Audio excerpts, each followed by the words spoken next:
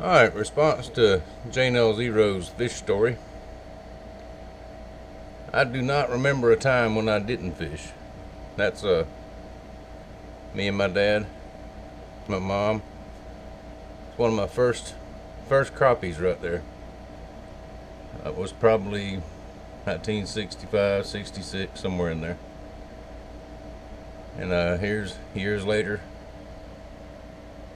me and my dad went down to the edge of the river and caught us some catfish. So enough light, we'll show you a couple of pictures. One little frame my kids got me. And let's see if we can pick up a few of these.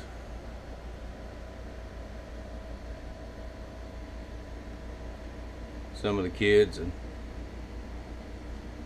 the wife back when we all had solid color hair. There's just a few.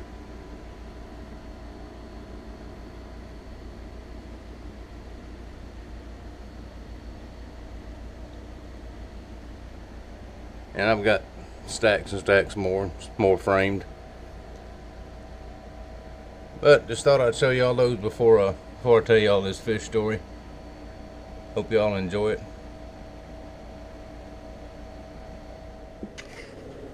Now, the story I'm going to tell y'all is absolutely true.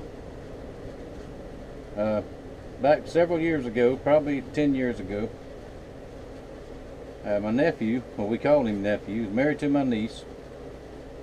Loved to fish, liked to throw a net a lot, mullet fish and all that, but he wasn't a whole lot on freshwater fishing. Didn't go on the boat a whole lot and fish the rivers and all that. So he wanted to go fishing.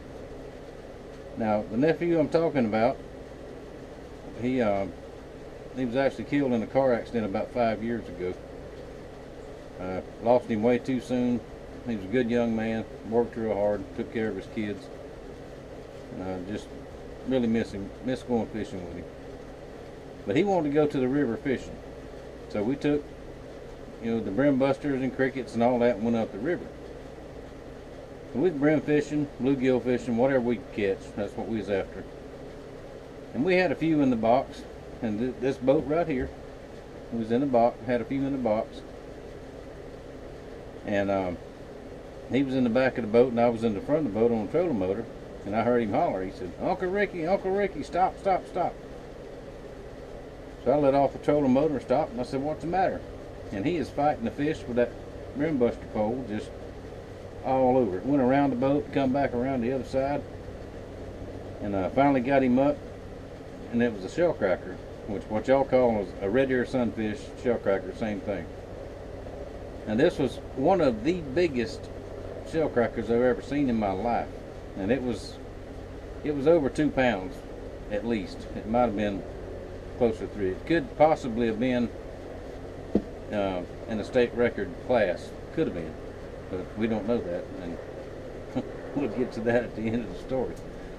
But so big, you had it at the top of the water. I took the dip net and took it in off the dip net. Normally on bluegill and brim, you just drag them in with a pole, but I took the dip net and got it in. Put it in the live well. And it was swimming around in there. Every 10-15 minutes, we kept on fishing. He'd open that live well and look in there and smile. Put it down. Got on around the corner. What was get back talking about coming home. And here comes this drunk guy down the river.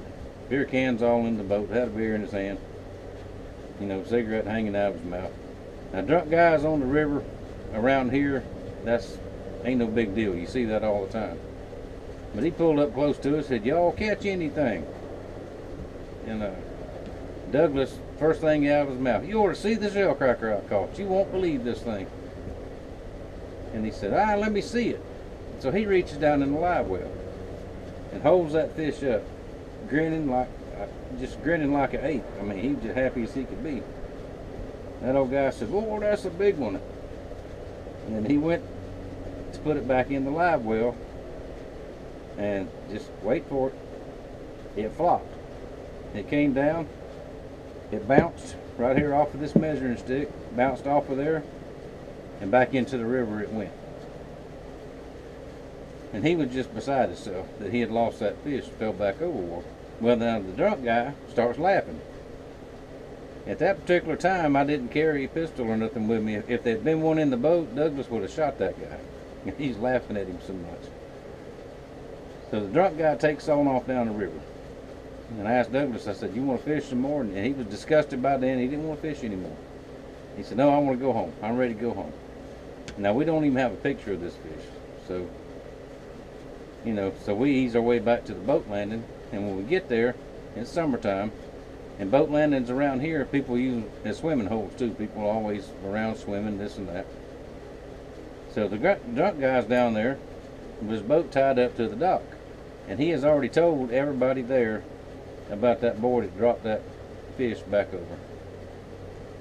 So now by this time the drunk guy, the shell cracker is this big by that time.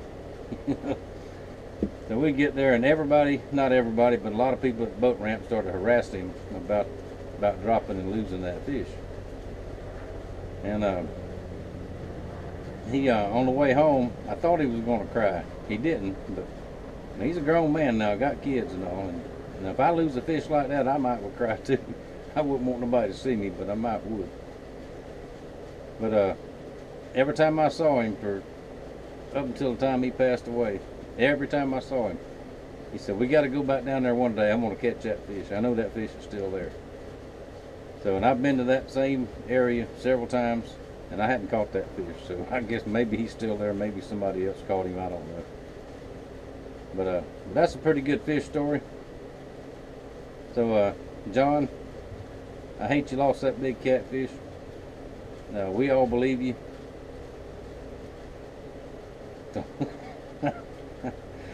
Yeah, we believe you. I hate it, but that happens. And like I said, a little clip at the beginning of the video, I've fished all my life. I've got so many fishing stories. I've lost fish. I've seen people lose fish. I've seen people with fish in a basket. A lot of people hang them on the overside of the boat in the basket. I've seen alligators attack the basket. I've seen turtles attack them. I've seen people pick the basket up to put a fish in there and there'd be a water moccasin in there. Just so many things happen to you while you're fishing, and almost every time there's not a camera or nobody sees it, and and you tell the story and everybody looks at you like But Brother John, I believe you. Y'all have a good day. Thanks for watching.